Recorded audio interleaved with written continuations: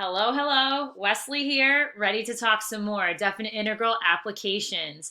We're in the volume packet and we're looking at page 2. We're going to build off of our discussion of area between curves from yesterday. A little joke to start things off on a light note. Did I tell you that my mom can't stand it when I keep stealing her kitchen utensils? But I'll tell you, that's a risk I'm willing to take. Let's look at this number 4, and if you haven't already, have your calculator handy because I want to use it for this question. It says find the approximate area, so we're good to round, for the region bounded by the curves, this guy here with the square root of x squared on the bottom, and y equals x to the fourth minus x. So the one thing that's nice is you have a little depiction of what this region looks like. We want the area of this shaded region here between the two curves, and we definitely want to know the intersection points to be able to set up the integral. And one of them, I don't know, eyeballing it, looks like it's right at the origin. So I want to say 0, 0 is one of them. But the calculator can help us get to this one a bit quicker than if we tried to do so by hand. So instead of having to by hand set those equations equal to one another, let's see if we can get this to come up on our TI 84. So I will go to y equals and get those two equations in there. Any plots that are on, you want to turn them off. And I'll type in x over the square root of x squared plus 1. Plus 1. Okay, then I'll go down to y2 and type in the fourth degree function x to the fourth minus x. And I want this, I like how it looks on my paper. So I want this to look exactly like it does here in the packet. So I will use their suggested window. So I'll go to window before I hit graph, and I'll take the x's. Yikes, x min. Let's go from -1 to 2, it looks like, for the x's. So -1 to 2. I'll count by 1. X scale is probably set at 1 for your calculator. Y minimum, so -1 all the way up to 1.5. 1.5. And I'll change the y scale back to 1. That looks like it's pretty good. I will hit graph.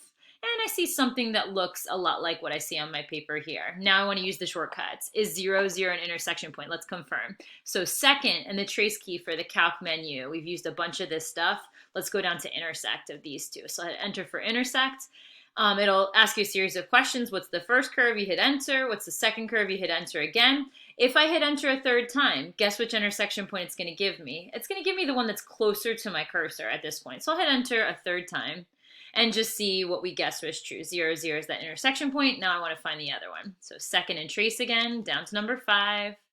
And we'll go enter, enter. But for the third one, can you use the right cursor to go until you are closer to this other intersection point as a guess? And let's just round it to the nearest hundredth. So I'll put the coordinates at this point here. It's going to be x is 1.18. And the y doesn't matter as much as about 0.76. What we really needed was this approximation here. Where is that second time that they hit one another? Okay. I don't know if I want to go in and solve this whole thing out, but I do want to show you the setup of it just in case something like this would come up.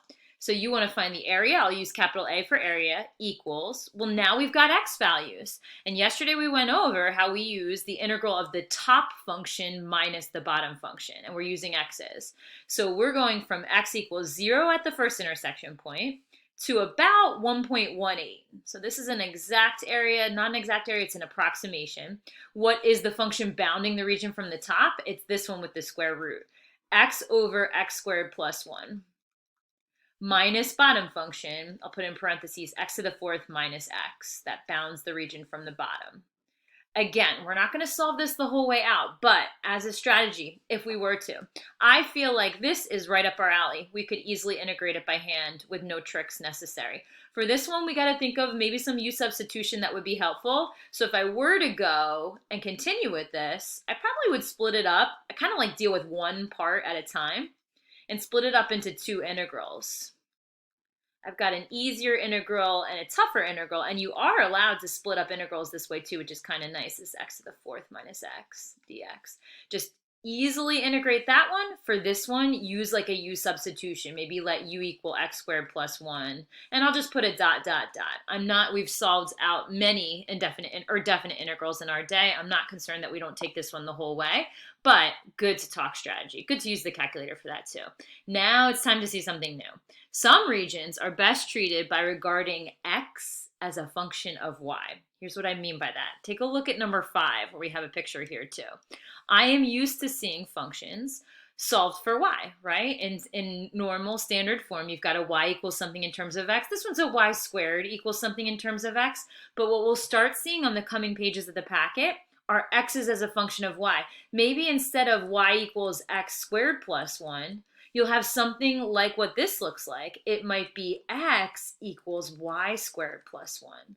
Think of the differences between these two equations that I just pulled off the top of my head. You know they're both parabolas, and you know this one opens up, right? It's a classic y equals x squared. It shifted up a unit. This y squared is going to turn everything on its side. It'll open in the positive direction, but that's going to be to the right. And it actually doesn't count as a function. It's not going to pass the vertical line test. When we have pictures like you see in the middle of this page, you can't necessarily, it's not so wise to talk about a top function and a bottom function. It's more wise to talk about maybe a right function, the function that bounds the region from the right, and a left function, the one that's on the other side. Same thing in this picture here. The dead giveaway is something like number 5, where you see like a y squared equals something in terms of x. It kind of makes me think of trying this process on its side. And actually, since we're flipping our graph sideways, all of this integration is going to be now done in terms of y instead of x. So here's how the rule changes slightly from the rule that we wrote down yesterday. Yesterday, we always said you integrate from the low value to the high value. So yesterday was a to b. In this rule, we'll put c to d. Not an expression in terms of x, let's do an expression in terms of y. So let's say if f of y is more positive, it's the right function, we'll say f of y, the function that bounds the region from the right, minus g of y, like this. So it's a function in terms of y instead of x. Guess what we're going to put for our little differential here? It'll be dy instead of dx, since we're going to integrate in terms of the other variable.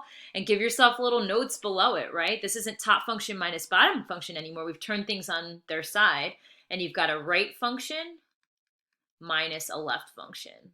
Maybe just think, just like it was top minus bottom, the function that's more toward the positive end of the spectrum, more to the right, and then minus the function that's more toward the negative end of the spectrum. And 5 is a perfect example to see this in action. I want the area of this shaded region all the way down, and I'm going to circle the 2 intersection points and talk about how, while it would be possible to talk about a top function and a bottom function and integrate this in terms of x, it's actually kind of tough.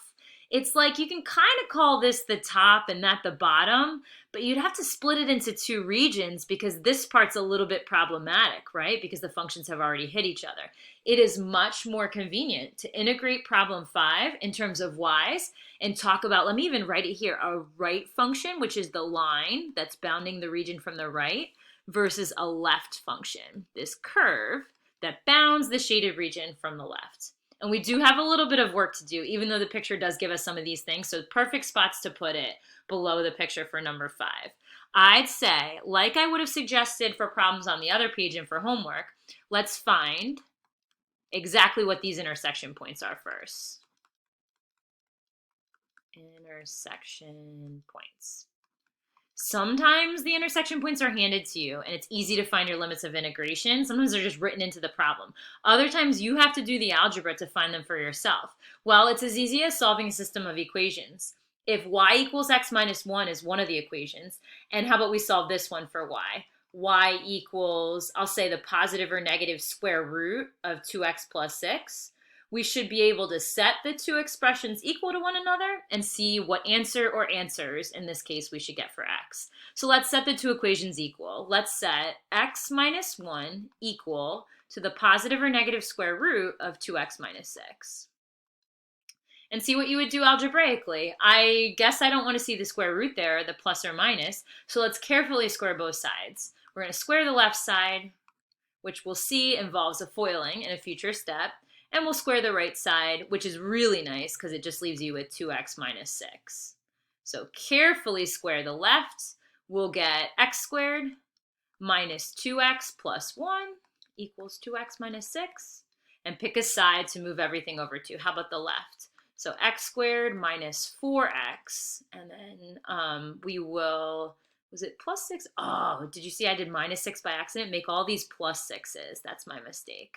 So that's plus 6 from the original. Let's subtract 6 so we get minus 5 in the quadratic equation we're trying to solve. Let's do so by factoring, right?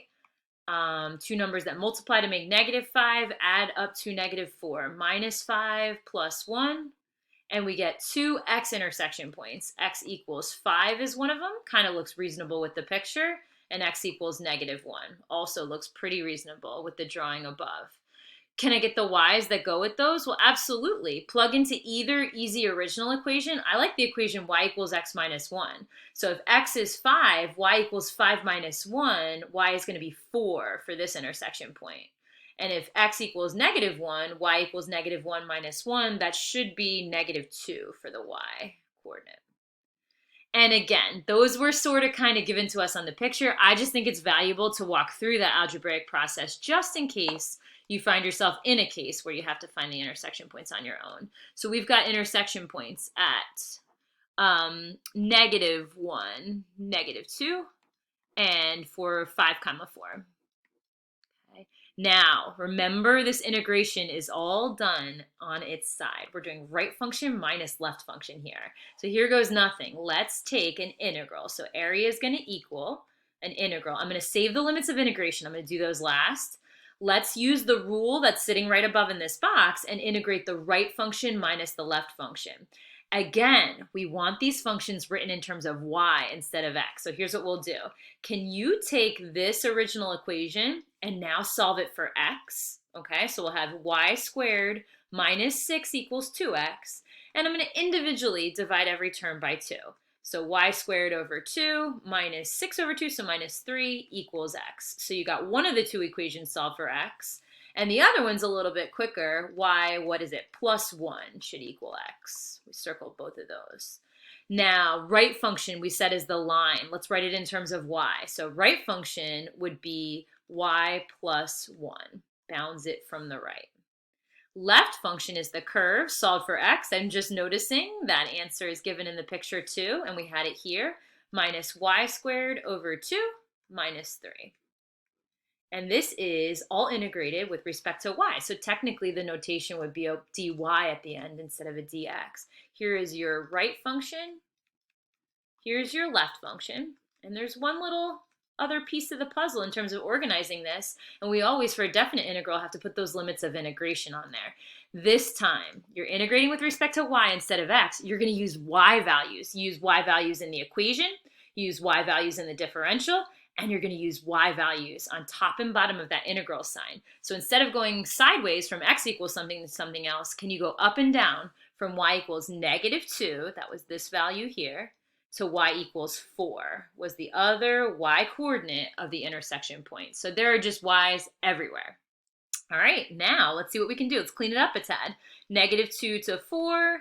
Let me just reorder. I'll put the squared term first. So negative y squared over 2.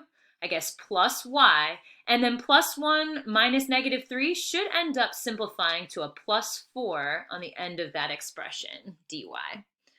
Time to take an integral. I think time is good. Take it up a power, so it'll be, it already was 1/2 y squared. Let's take it up a power to y to the third. We'll keep it negative, so negative y to the third. It was over 2. We're going to join it with another 3. 2 times 3 gives you y to the third over 6. Next integral of y, so plus y squared over 2, and plus the integral of 4 with respect to y, we'll put 4y there. Yeah, evaluated from negative 2 to 4.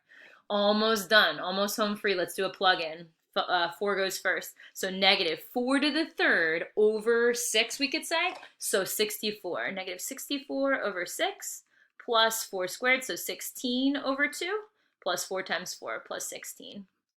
Minus the same expression with negative 2 plugged in. So minus negative 2 cubed over 6, I'll say minus 8 sixths, plus negative 2 squared over 2, so 4 halves positive, and minus 4 times 2 gives you 8 at the end. Calculate it, add and subtract all those values. You can put an exact answer of 30 minus 12 or 18 units squared. You can check the diagram to see how you like that in the context.